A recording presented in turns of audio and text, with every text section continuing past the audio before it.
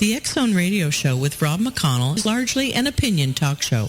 All opinions, comments, or statements of fact expressed by Rob McConnell's guests are strictly their own and are not to be construed as those of the X-Zone Radio Show or endorsed in any manner by Rob McConnell, REL-MAR McConnell Media Company, the X-Zone Broadcast Network, its affiliated networks, stations, employees, or advertisers.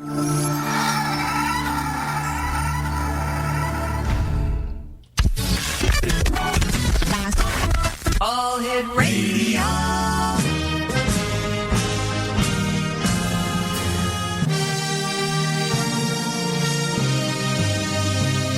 Welcome to the X Zone, a place where fact is fiction and fiction is reality. Now, here's your host, Rob McConnell.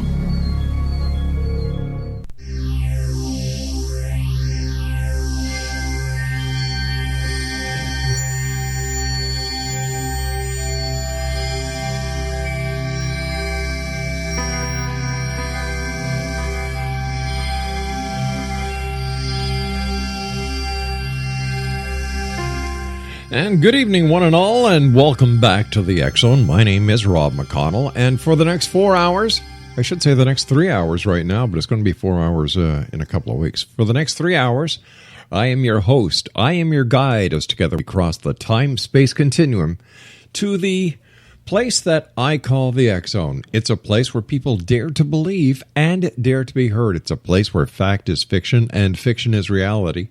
And the X-Zone comes to you Monday through Friday from 11 p.m. Eastern until 2 a.m. Eastern on the X-Zone Broadcast Network and our family of worldwide affiliates and on TalkStream Live. If you'd like to send me an email, xzone at xzoneradiotv.com, on all social media sites, X-Zone Radio TV, and our radio website at www.xzoneradio.com. Don't forget, you can now join our X-Zone Radio TV group on Facebook simply by going to facebook.com/groups/X-Zone Radio TV. My first guest tonight, X-Zone Nation, is Janet Boyer. She is an author of Back in Time Tarot, published by Hampton Roads, Tarot in Reverse by Schiffer Publishing, Naked Tarot, the stripped-down, sassy advice from the cards. We'll have to talk about that one for sure. And 365 Tarot, Daily Meditations. And she has also authored a dozen ebooks relating to tarot, oracles, astrology, self-empowerment, and authentic living. With her artist husband, Ron, Janet has co-created the Snowland Deck and Cough Tarot. And with her teen son, whom she homeschools, the BOYER Charming Oracle and the Animal Totem Charms Oracle. Janet has been on several talk shows talking about tarot. And why don't we just bring her in and start this conversation off? So, Janet, welcome to the X-Zone. Hi, Rob. Thanks for having me. It's great to be here. It's great having you with us. Tell us more about yourself, and where did the interest come from in tarot? Oh, good Lord. We'd have to have more than an hour. Well, I've always sensed a presence of the divine, or what some would call it. I was raised in a Pentecostal church, and I knew things about people. I understood the Bible. I had the whole King James Version read from cover to cover by the time I was in junior high. And, I went and I pursued ministry, actually. I majored in theology. I double minored in English and psychology. And I was an actual Pentecostal Assemblies of God pastor with my first husband. But after a year of pastoring and 7 years of marriage, he succumbed to leukemia and died. I'm sorry to hear that. Yeah, that was rough. Thank you. And I was a widow for a year, and I thought that I had gotten ministerial gigs based on my own experience. But I realized quickly that I only got into the door because my husband was the minister and he was a male. So when I was trying to get some ministry appointments and positions, I had some men tell me, we will not hire you, even though we ordain women. And it's not that the men we have to worry about, it's the women. And I was like, what? And then when I remarried, and my present husband now, we just celebrate our 19th anniversary. Hey, way to go. He wasn't, yeah, thank you. And when he wasn't a minister, they looked at that weird as well, as if we both needed to be that way. And so after that, and researching some things about theology and the nature of whether there's a literal hell or not, I finally moved away from traditional Christianity and thus ministry. A lot of my friends and colleagues shunned me, and I was kind of left there alone for a while. But I still had this prophetic gift and this desire to teach. So I'm thinking, okay, now where's the outlet here? And so I started a website, back in 2000 or something. And within a few years, I was sitting at the table with my husband, and I heard a voice say, "Learn tarot." I actually heard the voice. I've only had an audible listening audience experience twice in my life, and that was one of them, the first one. And so I told my husband, and he looked at me, and he says, "Oh, okay." And so I began to learn tarot. And I think it's because so many people are intimidated by psychic gifts just without any tools. But tarot helps bridge the gap between the unseen, the symbolic world, the psychic world, and in everyday life. And so it makes people more comfortable. It helps make it more memorable. And the cool thing about tarot is it's portable. It relates to all the cultures in the world, all the things we go through, whether it's divorce or sadness or happiness, a birth, rewards for a job well done, school. And so tarot just ends up being a really cool tool that I've used with my prophetic gifts. And I'm really enamored with it still after over 10 years in it. Why do you think that tarot and other forms of divination are still successful in a technological age such as the age that we're in, and instead of just going to the internet or just finding a website that you can find the information on? Well, what is the attraction of actually going to a tarot reader? Well, it's funny you asked that because 99% of my clients are actually online. I have a worldwide clientele that emails me their questions. And a lot of times they ask me, well, do you need a picture of me? Do you need my birthday? And I said, no, I don't need any of that. Just give me a very specific question and situation, and I will draw cards to read for the scenario. And they are amazed at how accurate it is. So some people like to look the tarot reader in the eye, I think, and they like the comfort and the validation. The tarot readers almost serve as a spiritual guide, perhaps a substitute as a minister for those who don't feel as comfortable going to traditional churches. And so I think that's why tarot readers and some, divinatory arts readers are still popular. Plus, people they want answers. But, is this a sign that we have a weak society, that they actually cannot take responsibility for their own actions, so they go to an outside source to try and get validation or to get guidance? You are a man after my own heart. Man, this really tells me that society sucks. Well, people do not trust themselves. Why not? And the way that religion and systems like schools and even politics are structured, we are taught to listen to your elders. Even the Bible, listen to your elders, respect your elders. I never did. And so, yeah, me neither. That's why we're on the path we are too, Rob. But I just think that people are scared to trust themselves because they're afraid of being, quote, wrong. But what happens? And I think a lot of that's religion. If you're wrong, you might go to hell. If all right, you're but wrong, listen. you might miss your right path. Let's be honest. We're two adults, right? There's only you and I and a couple of million people listening right now. What does this say about? Once again, I'll ask the question: what does this say about society? Is it the fact that we have been dumbed down, or is it the fact that we now live in a society where instant information is so accessible to us that there are those out there who feel that they do not need to actually work on a problem or figure out what to do, when to do it, and how to do it, but they'll just call up a tarot card reader, or they'll call up a psychic.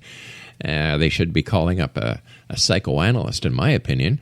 But different strokes for different folks. So what is it? What's the draw? There has to be something deeper in the person's psyche where they are so unsure of themselves. It's nice to blame religion. It's nice to blame the government. It's nice to blame the educational system. But when you come down to it, it's the person themselves that has the problem. And my opinion, by going to non-professionals for help and guidance is dangerous. It can be, but it's also just as dangerous to follow blindly the crowd. And I don't think technology necessarily has caused that. I think technology and social media has just tapped into the first chakra issues that have always been there. See, there's 7 chakras aligning in the spine, and the most base, the root chakra, is tribalism. That's our personal security. Well, humans are animals, money, and animals belong together in a hive. They swarm together.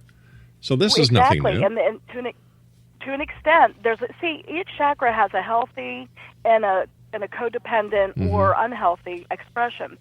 The healthy parts of the root chakra is tribal membership, support, thriving together, providing shelter, clothing, food for the community, things like that. But on the dark side of the first chakra is the tribal mentality, the groupthink, where somebody does something on social media, and then you see all the hordes of trolls come and just rip them to shreds. Well, sometimes they really desert. Sometimes these people who put the stupid stuff on social media should get torn to shreds. Well, I believe that you can have intelligent intelligent discourse, which is the higher chakras of the 5th chakra, where you're still expressing yourself and you're still expressing dissent and being a critical thinker and pointing out why you think the person is being irrational or unreasonable. But I think any time that you start trying to feed the fire with gasoline by name calling and derision and condescension, it's just basically the same type of energy, but the flip side. But that's nothing new in society. That's been going on from day one. My gosh, there's plenty of examples of that throughout history. So why change now? The only thing that happens with social media is it's instantaneous. Why change now? Because if we don't, we're going to destroy ourselves and the planet. So what do? Get rid of social media? No, absolutely not. We start ascending through the higher chakras, in my opinion, or we start doing the hard work of introspection, like you mentioned. People don't want to work on their own issues. And so they go to a tarot reader a lot of times because 9 out of 10 tarot readers are fortune tellers. They do not have a background in psychology or on counseling or spiritual coaching, which I happen to, but most don't. And they basically, it's almost like a candy machine. You put in your money, when will I meet my soulmate? Or will I get pregnant this year? Or, hey, how's it look for the lottery? And I even put this on my website very strongly. I am not a fortune teller. I rather teach you how to fish for yourself rather than feed you a meal. And if you're looking for a quick answer, especially to soulmate-type questions, I am not the reader for you. And so I think people, it's painful to be introspective. It's painful to shine the light on ourselves and say, okay, what kind of beliefs do I have that is causing pain in my life? Why do I keep making bad decisions? Why do I keep picking the same kind of guy? And I think, even Einstein said, one definition of insanity is to keep doing the same thing over and over and expect a different result. Yeah, he did say that. And I think people, on one level, they do want to come higher. They do want to improve their life. And a tarot reader might be one person that can do that, especially if they're talented. They are professional, many tarot readers. Professional at what, though? Well, at helping a person understand where they're at. See, how can they be professional? How can they be a professional if they're not a trained professional? If they have not gone through the proper educational system? Whether it's a psychologist, a psychiatrist, a psychotherapist, they have rules and regulations that they have to play by. They have to be licensed. They have to be responsible to the to the people. Whereas a tarot card reader, a crystal ball gazer, a psychic, a medium, a channel, they have no responsibility to anything because they're not licensed, they're not governed. It's a free-for-all. Well, that's true to some extent, but look at how many independent churches out there where they do not have a governing body. They're non-denominational, they're on their own, and yet they are ministering to the spiritual needs of people, and things are thriving for a lot of them. So tarot, there is actually an argument in the tarot world about whether or not we should have certification organizations. And there are some that are for it and some that are against it. Those who are for it believe in that type of oversight. But the ones who don't say, look, who are you to tell me how to read tarot? Because there are so many ways that you can learn tarot, and there's so many ways that you can deliver your knowledge. Mm-hmm. So it's kind of hard to have the oversight. But the one good thing about social media is there are review sites, and there's Facebook and Twitter. And so if somebody is scamming somebody, or if there's a poor reader, you can bet someone's going to say it. So in some ways, it's self-policing. All right, yes, but as you well know, when it comes to social media, not everyone reads the same social media feeds. Yes. So there's always another sucker out there who is willing to spend their hard-earned money on this lousy person who is scamming people and should be in jail. It's fraud. Well, I agree. It's deception. Tarot readers are reputable and totally agree with you. And that's why, I say on social media, and so do other tarot readers, they say, here's how you find a good ethical reader.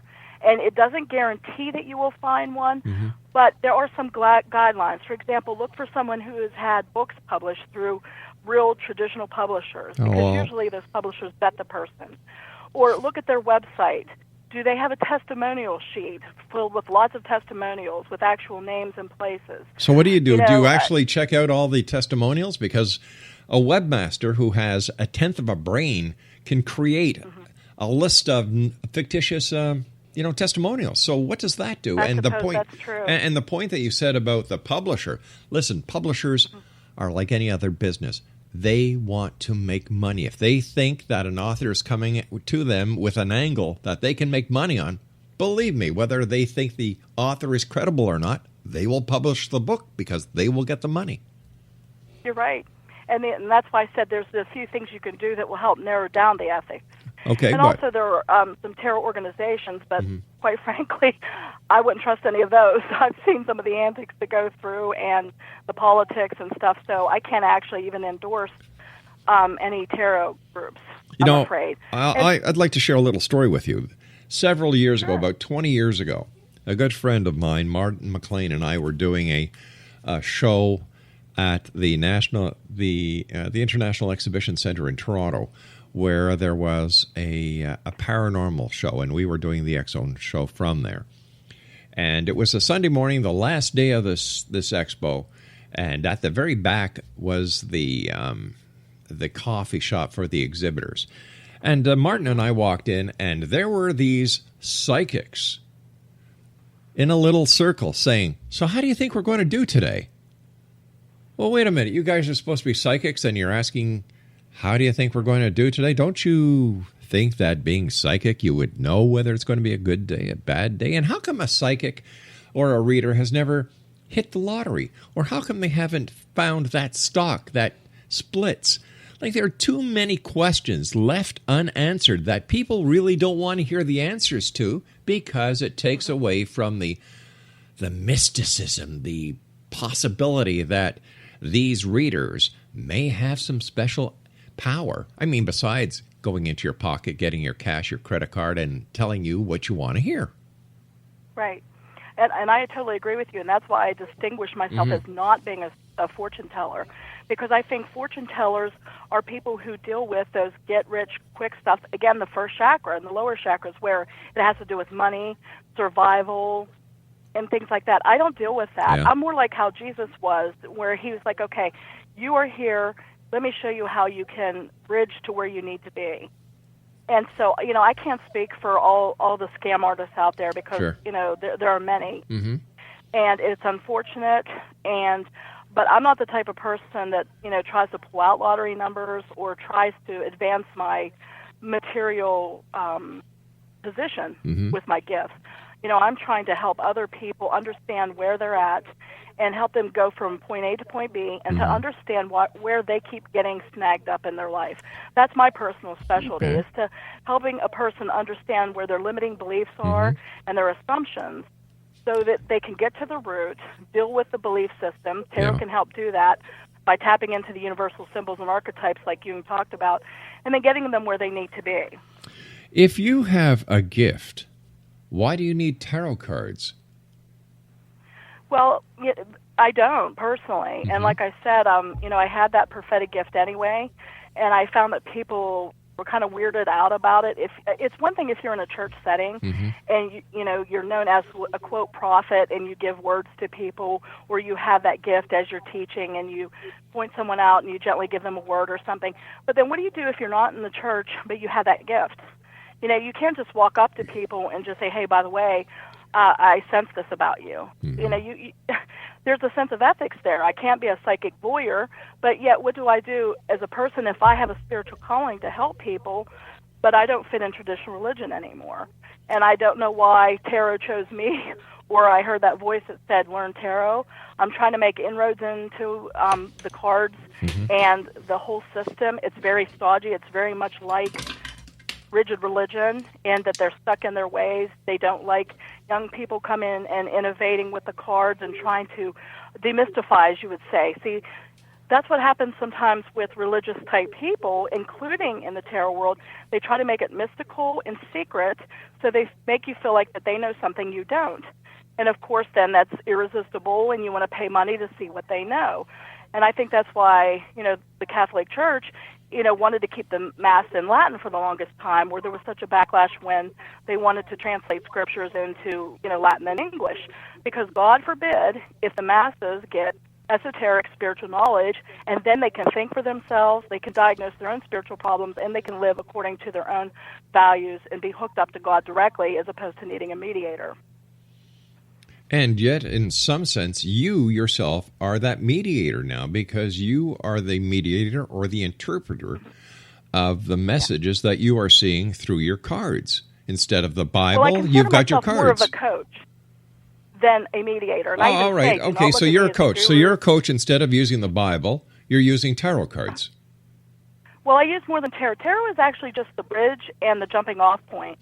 I use my background studying scriptures from various traditions, including the Bible, and mythology and paganism and philosophy and psychology and personality system, which I've studied for years.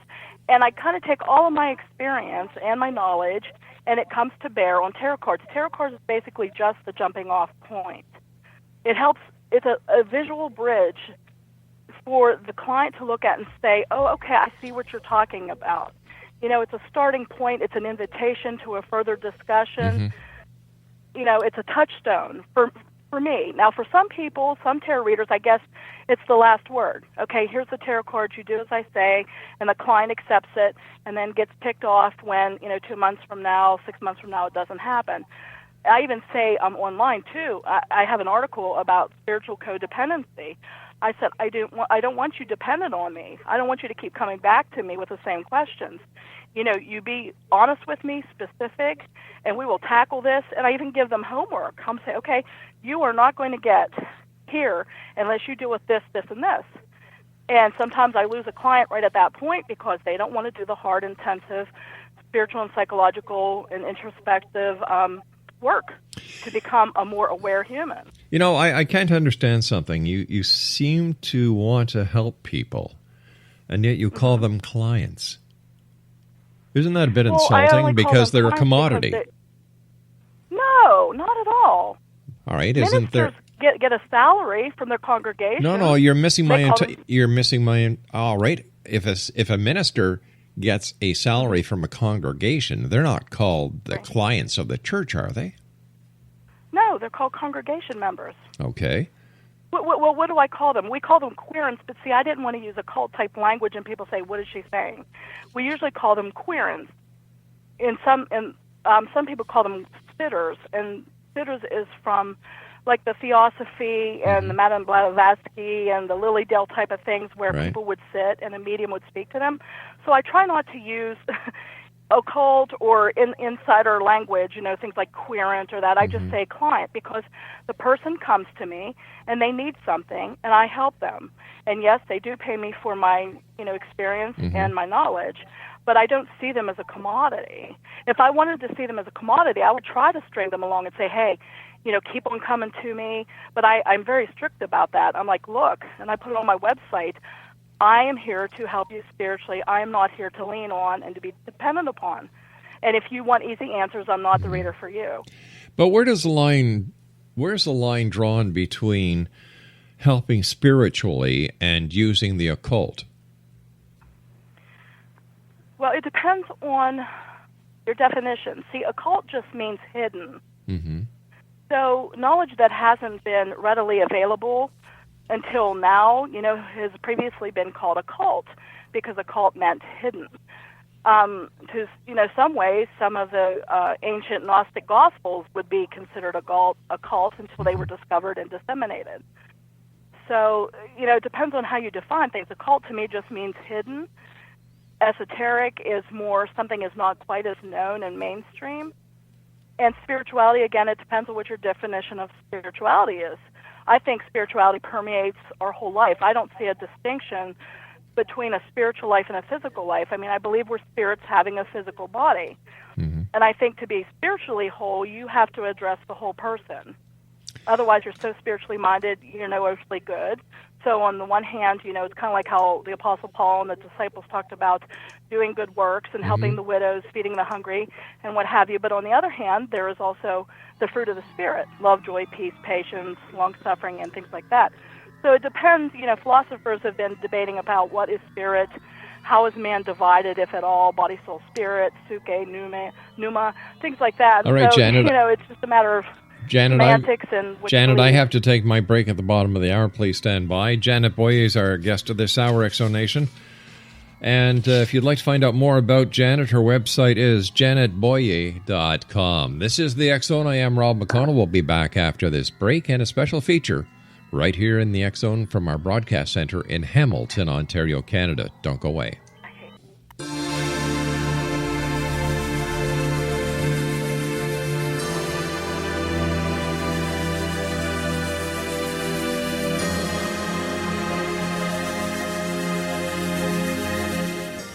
And welcome back, everyone. This is the X Zone.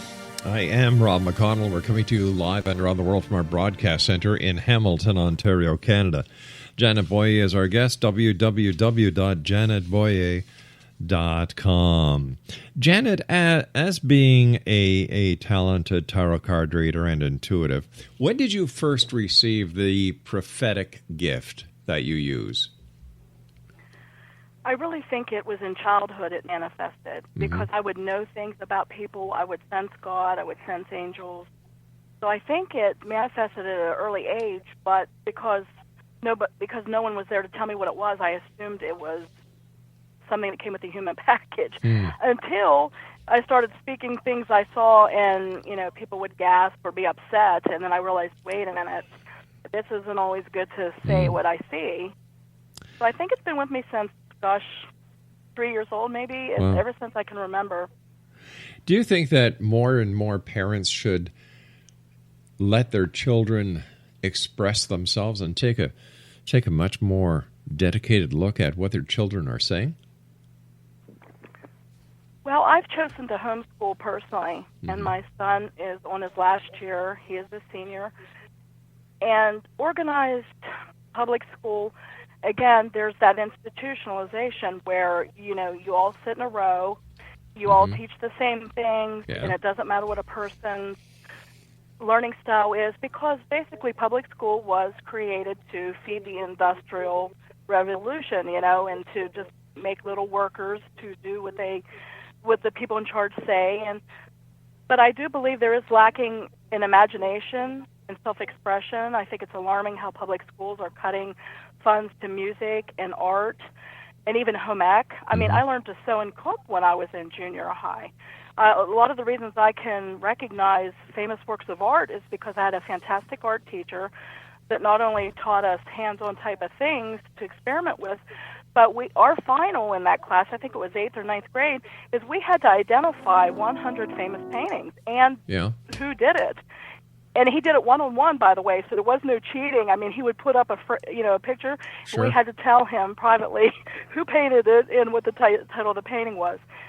And I think that is lacking in the art and Shakespeare, the imagination, playfulness. I think that opens us up to intuition and into empathy and understanding one another. But don't you agree that these are timing changes? The times are changing, and that we need to focus on the projects that will create a productive society instead of an artsy-fartsy society?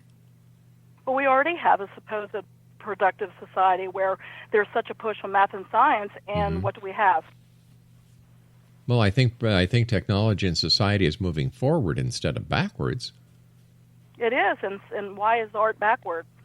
I mean, art reflects society. Art informs culture. Art is also a historic testament of what happened. Oh, so is history and archaeology. History, and if you want to understand the culture of the time, you look at what was written, you look at what was painted, and now you look at what was recorded as music, and they are strong commentaries and reflections of the time. So, art is a way for us to express ourselves, but it also is a way to not only make comments about society, but also perhaps create the society that we all like to see in the world. I don't understand. To be a more kinder, gentler one. I don't understand how art would do that. Why do we need art? We have cameras.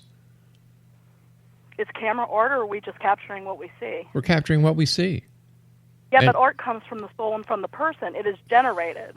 I mean, photography can be an art, but art is something that comes from the soul and the person. It is taking something with your hands and making it, whether it's a chair, a quilt, a song, a painting, a food, a life. Okay. You can create a life. But shouldn't that be taught at home and not in the schools? Shouldn't the schools be teaching the lessons that will make a person into a better citizen, getting a better job, being able to support his or her family much better, being a better member to society?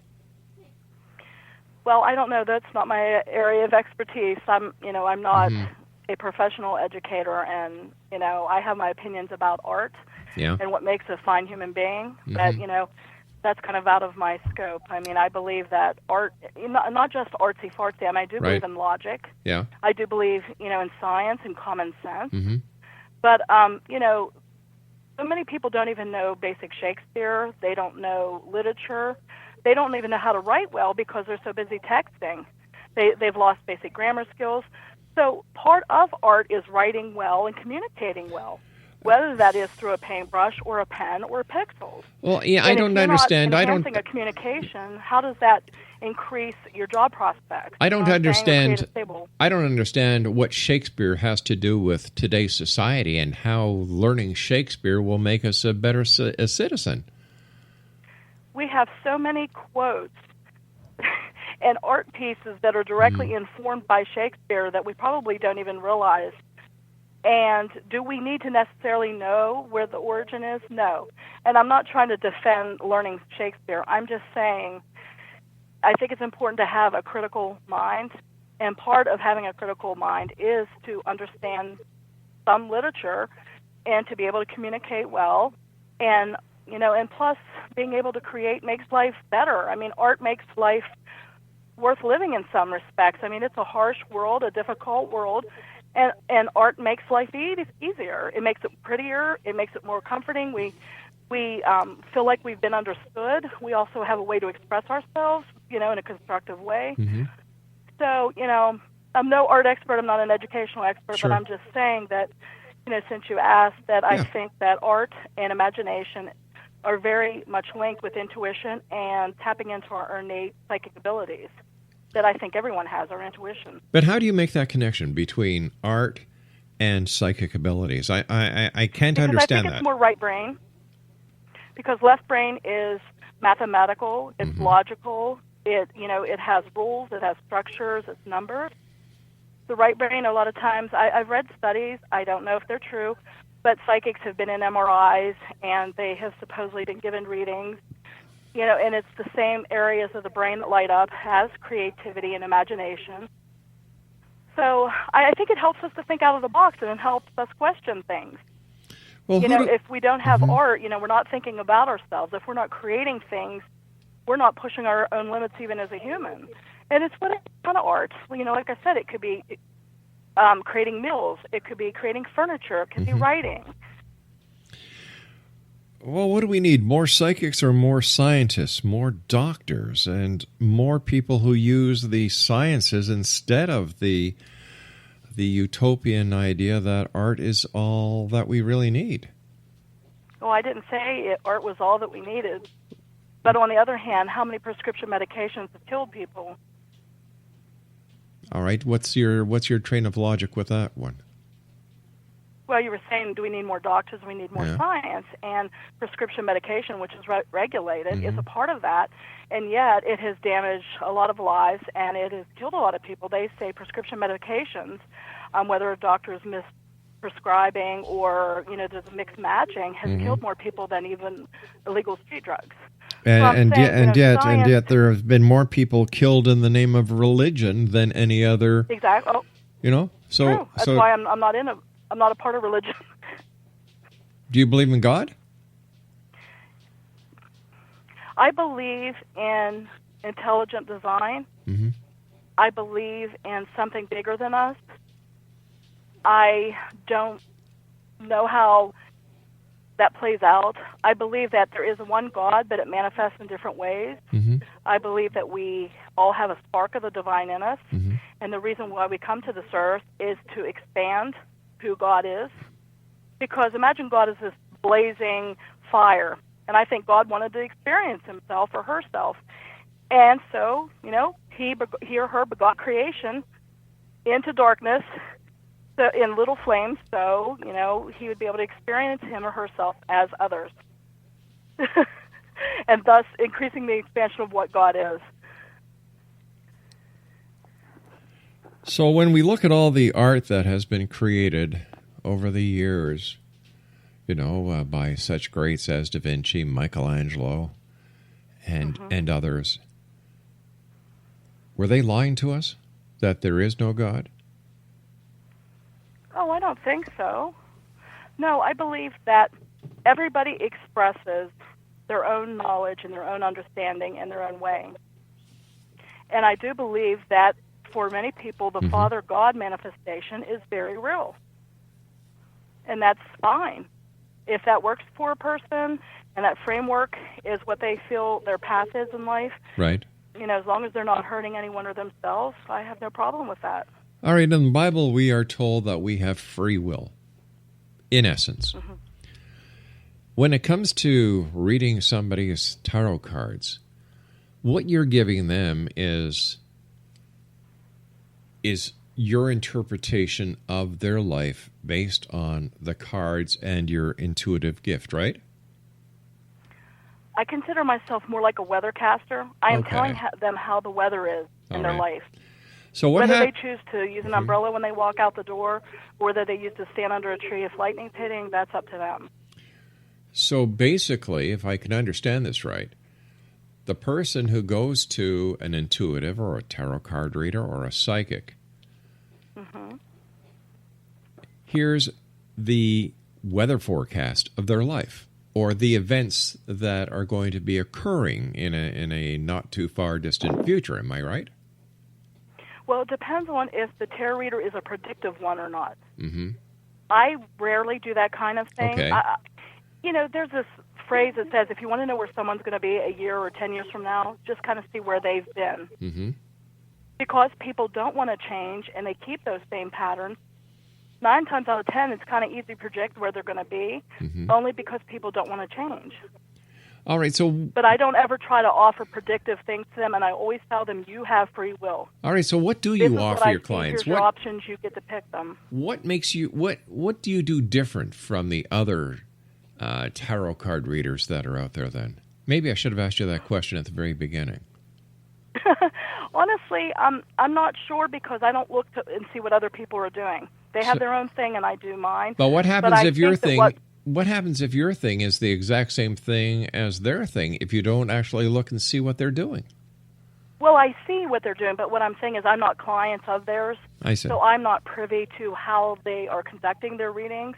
I mean, there's blogs out there, and there's tarot groups I belong to on Facebook where we, exchange information and we learn the tarot together and we keep it growing in our talents. Mm-hmm. But I think what separates me from a lot of tarot readers is the very fact that I'm not predictive and I'm not a fortune teller.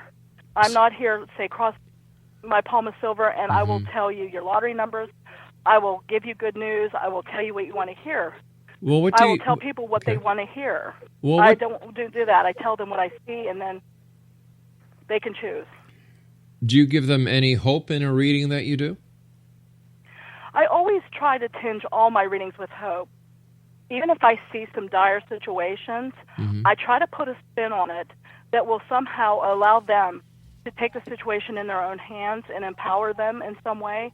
If I see perhaps illness, there's no way I would diagnose that because I'm not qualified and I could get in trouble with it. And that's what I put on my ethics page. I specifically say, do not ask me for financial information. I am not an accountant. Do not ask me medical information. I'm not a doctor. Do not ask me psychological information. Even though I have a psychological background, I'm still not certified.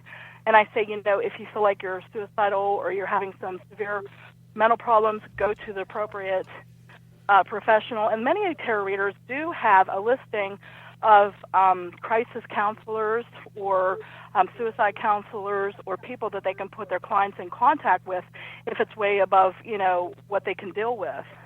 But I think what separates me is that I'm more of a spiritual counselor and coach, and I also like to try to get to the root of their belief system.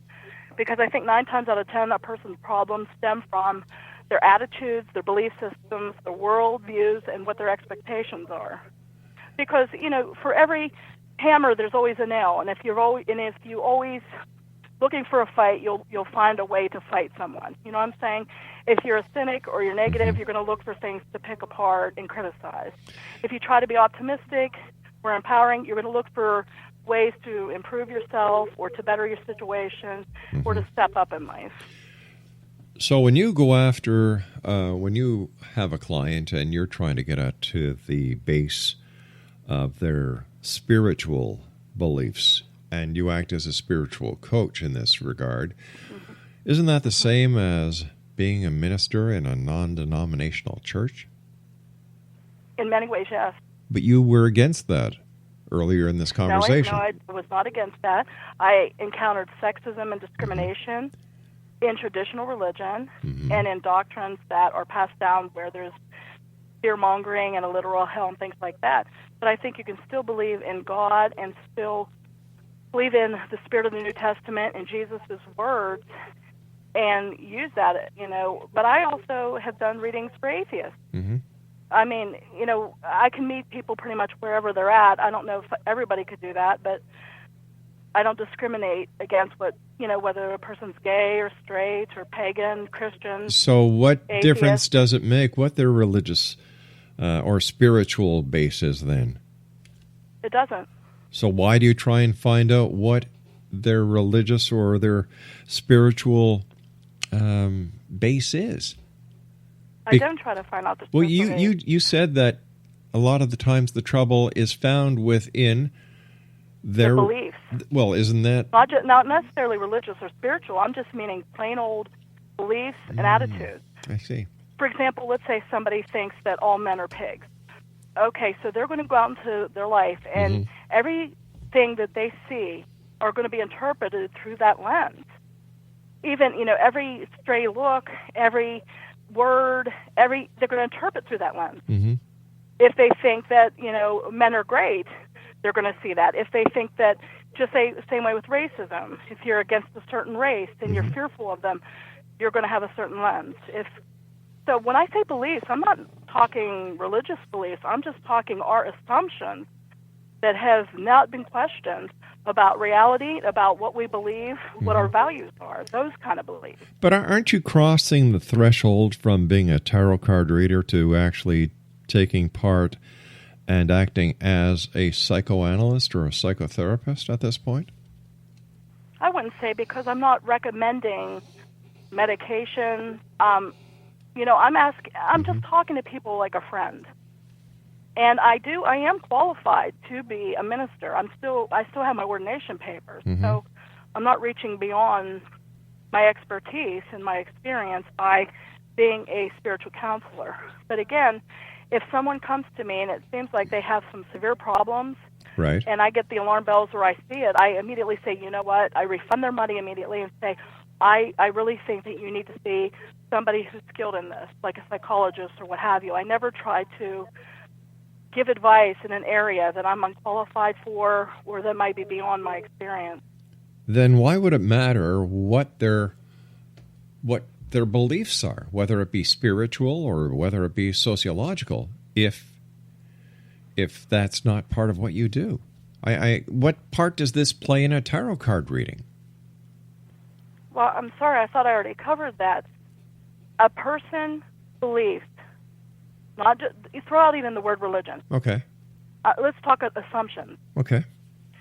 Will guide where they go in life. It's like a steering wheel of a car. It's like your windshield. Whatever you're looking at is where your life will be steered.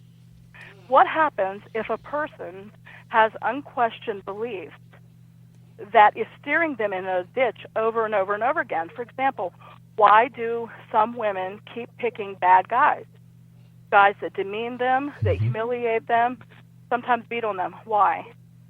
Because there is a belief system in place there that needs addressed, or else they're going to keep repeating that. Just like I said, how Einstein said, insanity is doing the same thing over and over, expecting Okay, I understand that. All right, let's keep to this example about why some women keep on picking the wrong guys. If you, based on your chat with this person, believe that this is the root of the evil, how would you explain to them to change?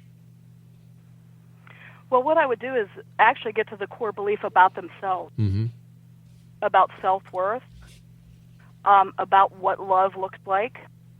Perhaps we might even delve into the relationship of their parents and things like that. And so sometimes that actually comes out in the tarot reading. Sometimes when there is a father issue, the Emperor will come up, the Emperor card, which is a lot of times identified with father issues. So we would, I would backtrack and to find out, okay, where did this belief start? Because our beliefs start someplace, and it's usually something traumatic or very impressionistic. There's a lot of senses that go along, and it gets anchored into our system, and it becomes a belief, and we don't even realize it's a belief. You know what I'm saying? And so tarot cards kind of help tease out the knots. It takes all the different threads and says, okay, let's see why you're knotted up here. And it examines each thread for what it is. Is it your assumption about what marriage is? Is it your assumption on how you deserve to be treated? Is it your assumption on what love is? Well, listen, I hate to do this, but we've run out of time. But I must say, it sounds more like a counseling session than it does a tarot card reading. So what you're doing is... I am more of a tarot counselor. So you're doing counseling under the guise of being a tarot card reader. And the problem is... because you're not licensed to be a counselor. You're charging people to be a tarot card reader, not to be a counselor. And I think that... I am trained I think to that be I think a I think spiritual that I think that you're going outside of your realm of authority, and I just think it's so wrong. I really do. I'll be back on the other side of this break as we continue here in the X Zone from our broadcast center in Hamilton, Ontario, Canada. My name is Rob McConnell. Don't go away.